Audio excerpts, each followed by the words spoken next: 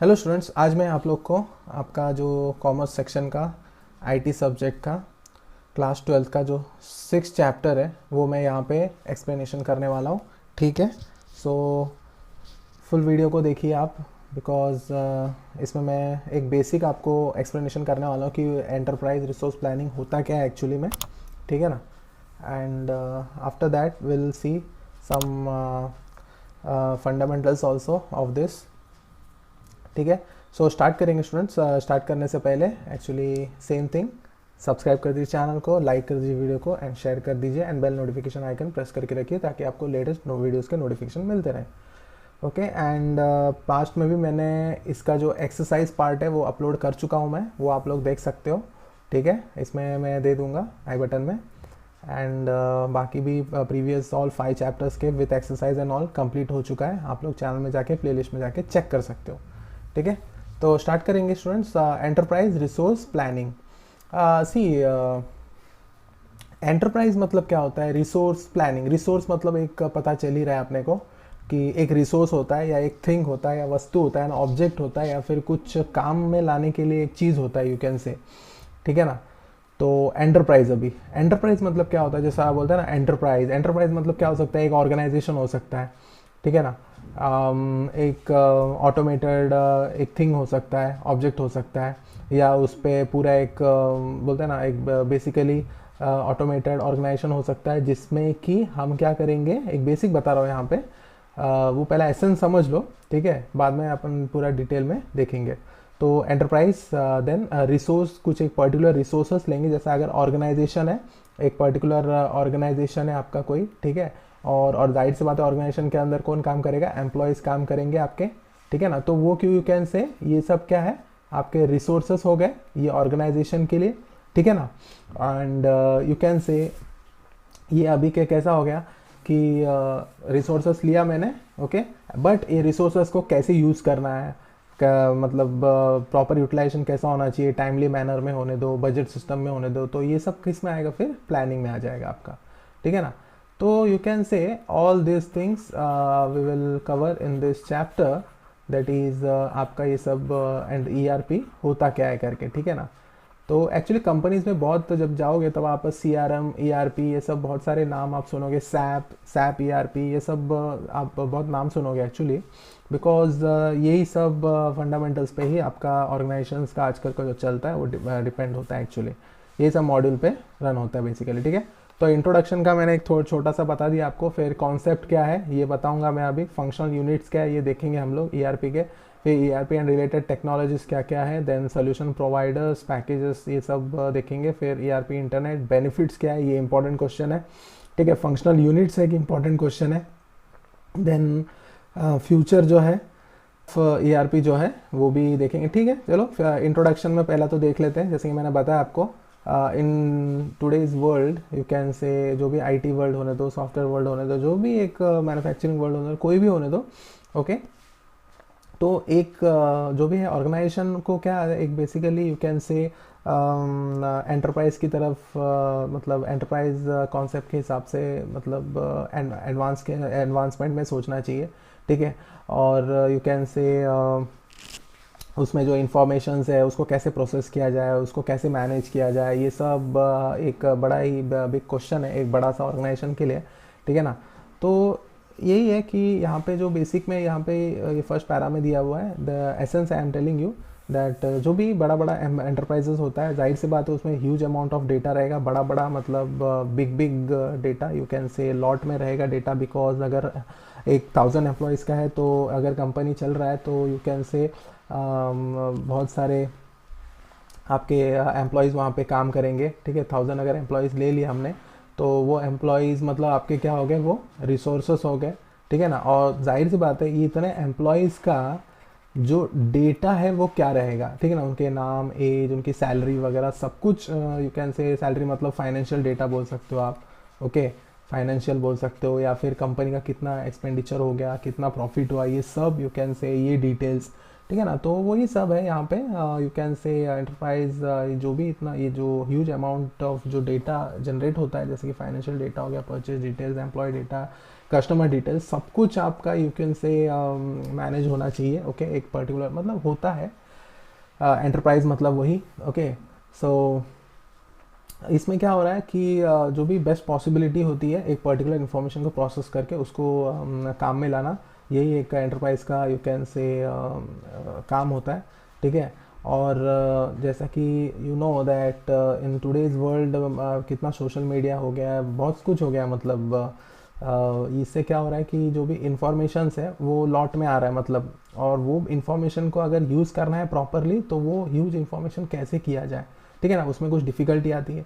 तो वो सब जो भी चीज़ें हैं यू कैन से ये सब आजकल फिर वो अगर बड़ा बड़ा इन्फॉर्मेशन अगर आपने को अगर करना है एक पर्टिकुलर एंटरप्राइजेस का, तो उसके लिए हम लोगों ने क्या ये किया है, प्लानिंग किया है, that is enterprise resource planning के पैकेजेस वगैरह के सॉल्यूशंस वगैरह हम लोग यूज़ करना स्टार्ट कर रहे हैं बेसिकली। ठीक है करना ही पड़ेगा अपने को।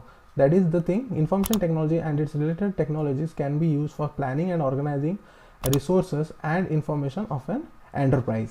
ठीक है वही है। तो that means hence most of the organisations are most moving to ERP packages as a solution to the information management. ठीक है ERP पैकेजेस की तरफ मूव हो रहे हैं सब लोग। तो जैसे कि मैंने बताया SAP ERP ये सब। अभी एंटरप्राइज होता क्या, जैसे कि मैंने बताया enterprise is the group of people और other resources working together to form a common goal. ठीक है अभी जैसा मैंने बताया ऑर्गेनाइजेशन, ऑर्गेनाइजेशन का क्या काम है, एक ऑर्गेनाइजेशन है। ठीक है ऑर्गेनाइजेशन सपोज फ्लिपकार्ट हो गया। ठीक है ना, अगर फ्लिपकार्ट है तो यू नो दैट फ्लिपकार्ट का क्या है फंडा कि जो भी ई कॉमर्स है वो एक ई कॉमर्स स्टोर है and he use to what take the products from the sellers and it sends और it you can say sells to the customer. Okay the buyer. ठीक है ना, जो खरीदाता को बेच के देता है आपको।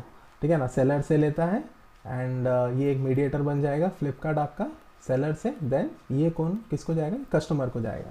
ठीक है मतलब ये क्या करते हैं यहाँ पे फ्लिपकार्ट का कॉमन गोल क्या हो गया, यहाँ पे बहुत सारे बंदे काम कर रहे हैं, उनकी वेबसाइट भी है, उनका ऐप भी है, सब कुछ यू कैन से एक कॉमन गोल क्या है, सेलर से कस्टमर तक का प्रोडक्ट पहुँचाने के लिए फास्ट वे से ऑनलाइन तरीके से बेचने का उनका प्लानिंग था।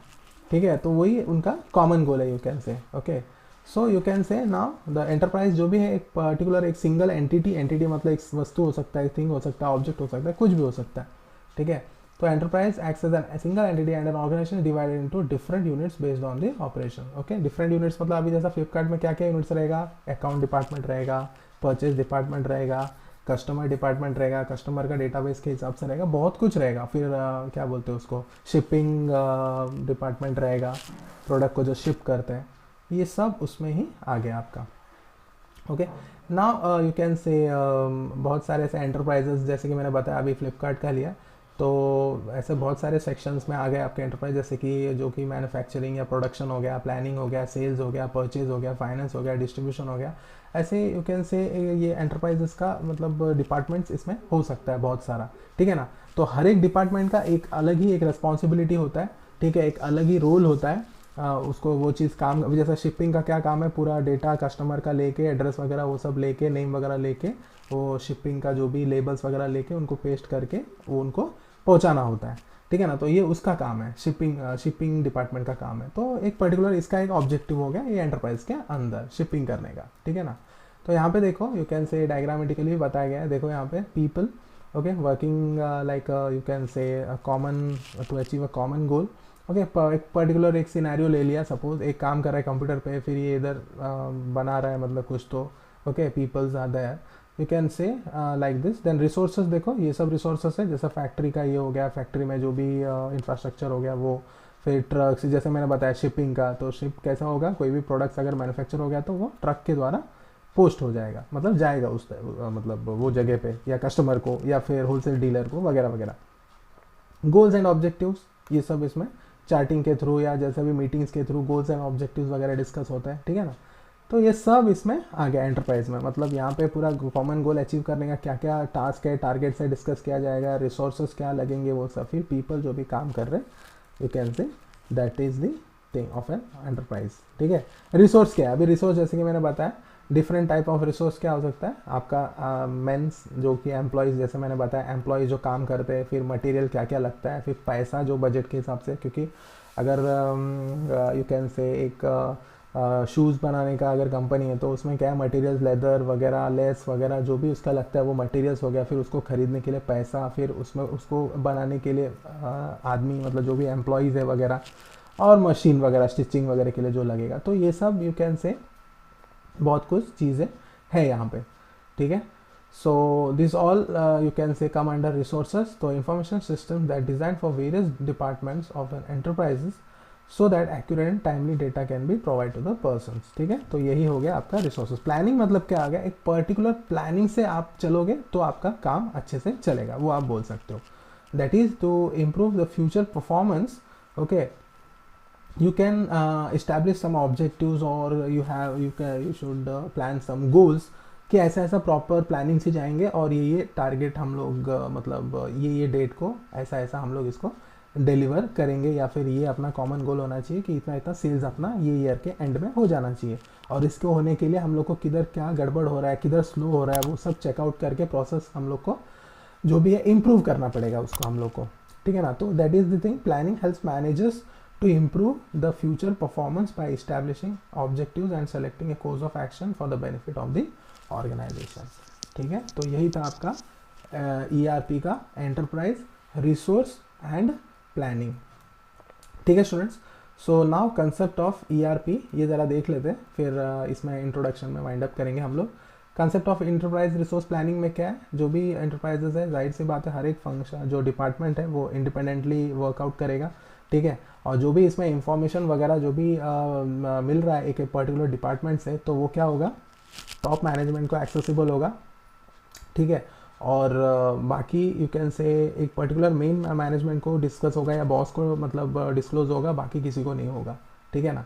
तो यहाँ पे देखो ERP का जो एक क्या बोलते हैं फंक्शनलिटी है वो इधर यहाँ पे बताया है, देखो इधर, ठीक है। देखो यहाँ पे ये है आपका मैनेजमेंट। देखो यहाँ पे पहले तो ये देख लेते हैं, प्रोडक्शन एंड प्लानिंग का ये है, फिर फाइनेंस, ओके, पैसा, फिर मार्केटिंग कौन करेगा, फिर सेल्स और डिस्ट्रीब्यूशन, फिर प्रोडक्शन, फिर HR, ठीक है ना। प्रोडक्शन में प्रोडक्ट्स वगैरह प्रोड्यूस होंगे तो वो इसमें भी आ जाएगा, ठीक है ना। तो see over here the statement that this ERP system often integrates accounts, okay, payables, stock control systems, order monitoring system and customer data into one system, ठीक है। An enterprise with no or little communication between departments, देखा सब अपना अपना काम कर रहे हैं। यहाँ पे प्रोडक्शन है, ये HR में पैसा पगार वगैरह जो भी सैलरी वगैरह एम्प्लॉयज़ का वो देखेगा, ठीक है ना। बजट्स वगैरह, फाइनेंस में बजट्स वगैरह देखेगा, ओके, फाइनेंस का बंदा। फिर मार्केटिंग क्या करेगा अलग से, वो सिर्फ मार्केटिंग पे ही देखेगा, कैसे प्रोडक्ट को हम लोग मार्केट पे पहुँचाया जाए, मार्केट प्लेस तक। फिर सेल्स वाला कस्टमर तक या होलसेल डीलर तक या मार्केट प्लेस से कैसे सेल्स होगा, वो सब इसमें आ जाएगा।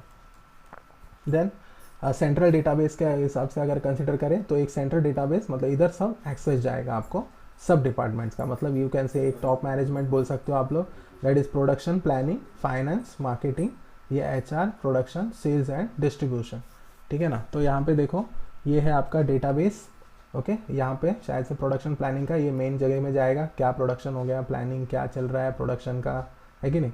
फिर फाइनेंस, कितना पैसा देना है लेना है, बजट क्या हुआ एंड का, मंथ एंड का, क्वार्टर एंड का, वो सब।